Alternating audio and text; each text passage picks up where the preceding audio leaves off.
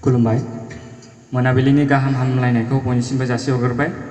आंनि मुङा श्री जोंसार बसुमतारी, आं दतमा गामिनिनो आरो आं दतमा हाई सेकेन्डारि गोजौसिन फरायसालियाव फरायो क्लास 11 आव।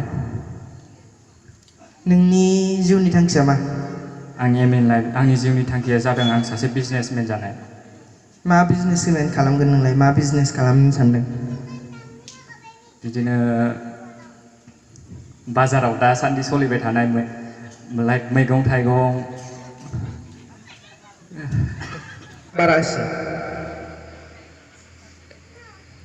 संख्रि फानलुनियाव ना संख्रि फानलुनियावनो बेदरफोरनिखौ बुङाखै आङो। संख्रि फानलुनियाव थाव। मा थावा? थावनि नामखौ किसान। कारेक्ट एन्सार। हेलौ, फंबाया जे आर'नाइ लादोंना? औ।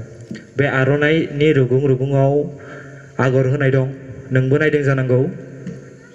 बे आगरखौ मा होननानै बुङो?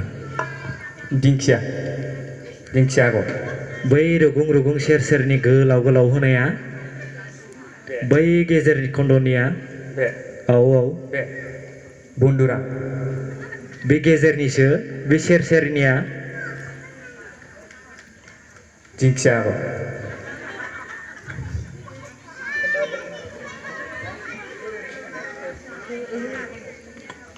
सेर सेरनिखौ होनदां, सेर सेरनिया? औ औ, बियो जे बोरला थिर बायदिबो नुनो एसे गोफार गोफार।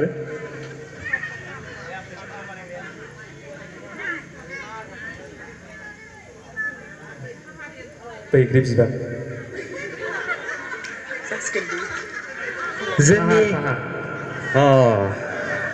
गोजोननाय थाबाय फंबायनिसिम। Thank you.